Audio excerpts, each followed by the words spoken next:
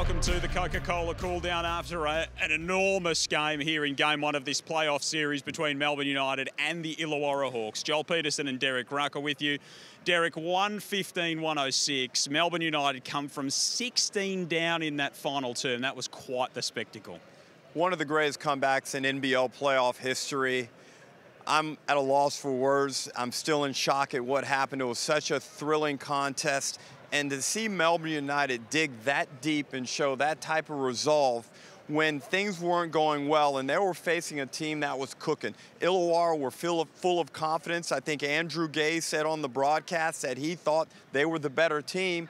And then, boom, Melbourne United kicking into overdrive. They start getting stops on the defensive end, converting on the offensive end, and then you saw the apprehension and the inexperience come into play for the Illawarra Hawks. Next thing you know, we're going into overtime, and it's Melbourne United's game. Amazing performance.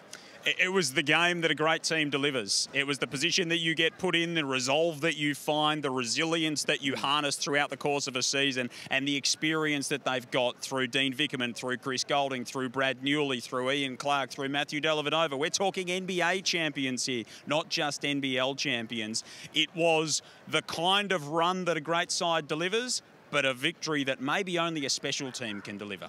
Well, that's correct, and you hit on so many key facets right there. And it's such a precarious position because midway through that fourth quarter, I started thinking in my head, can they really get swept in this series? Because if they go down to Illawarra, all of a sudden they're down 1-0, and they face a very tough team on their home court. So as you said, full credit to Melbourne United for figuring out a way to get it done and coming up with big buckets when they really needed it. We'll talk about the Hawks in a moment, but really the star performance tonight was Matthew Dellavedova. 30 points, 6 three-pointers, 7 rebounds, 10 assists. He kept them in the game throughout a lot of it and was there to make big plays down the stretch. He was, and he started off hot. I think he hit his first 3 threes. He was handling the ball. And I had said all along in the second half of the season, anytime I had a Melbourne United game, that Delly was playing at a really good level from a point guard position, from a floor general, court leader position. But tonight, he added the offensive punch, the ability to score points. He knocked down the 3-ball. He had double figures dimes. He was finding people. It was a sensational performance, his best performance in the NBL at the most critical time for his team. Essentially, Joel, he kept their season afloat. And a great night from Luke Travers as well. 24 points. He was everywhere, blocking shots, rebounds, assists, steals. They had 10 blocks in all, Melbourne United. Some big plays at the defensive end, and Travers was a big part of that. I thought his one-on-one matchup in Gary Clark in the second half was another big piece. He was able to limit Clark's effectiveness, got in tight to his body, didn't allow him to move with the freedom on the offensive end that he was in the first half. That's why the NBA scouts and the Cleveland Cavaliers in particular have been and are so high on Luke Travers. What about the Hawks? Where did it go wrong? They lead 93-77. Wani Swakala-Bullock hits a 3. Timeout Melbourne. It looks like they're going to run away with this thing, take a 1-0 lead back to Wollongong, maybe close out the series and deliver one of the great NBL playoff upsets. Instead, we get this furious comeback and they get to overtime and it just doesn't happen for them. We see this happen a lot where a team just loses its mojo instantaneously. And Melbourne United deserve a lot of the credit, and also combined with the inexperience, the playoff inexperience as a unit. Look, they had a great game the other night down in Wollongong against New Zealand, but that New Zealand team is not this Melbourne United team. So, look, they'll have to go to the drawing board. The coach will look at itself and see, well, where do we make some mistakes as a staff? And then the players will have to look at themselves and say, where did our performances fall short? You know, was there a rebound out there I could have gotten? Obviously, they missed shots. Some of the decision makings down the stretch were questionable. But this is the beauty of basketball, especially in the playoffs. It's a 3-game series, and it's not over until somebody wins 2. They've got another chance yet. And some things didn't go their way down the stretch either. There was a controversial call with a bit of holding on Joe Lualachul and Gary Clark late in the piece. They inbound it again. That leads to a turnover. Melbourne United go up the other end and score. What did you make of that sequence late in the contest? Well, I'm sure I know what the Illawarra Hawks fans are going to make of the JLA Gary Clark play on the sideline. It was clear that JLA had a hold of Clark. Now, whether or not needed to be called, I'm not the one to make that decision. I didn't have all the angles. But the one where Kyle Adnam throws it away, that was a player error and one they could have controlled. That was an unfortunate break. And like I said, they have shown that they can play with Melbourne United. It's just now, can they pick themselves up off the mat, just like Melbourne United did here in the fourth quarter, go home, get themselves right, and force a game 3. Sam Froling had a great night. He was absolutely electric early. They went away from him late. Did the Hawks go away from him, or did they get taken away from him by that Melbourne United defence, do you feel? It was a little bit of both, but I thought some situational substitutions probably didn't go in Sam Froling's favor, where the coaching staff elected not to go with him, perhaps in some better ball handling needed scenarios, or perhaps some free throw situations. But look, it came to bite them back. It's unfortunate. You know, you make these decisions and it's tough in the moment.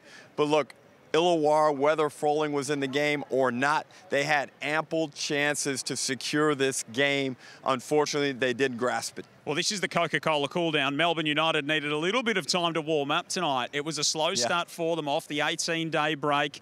Do you feel like now heading to that game 2 in Wollongong that they've hit their strides? How tough is that for the Hawks to bounce back heading into game 2? It is tough, and, you know, it's just a disappointment of knowing you were so close to it. You're so close to going up 1-0 and doing the proverbial shock the world moment.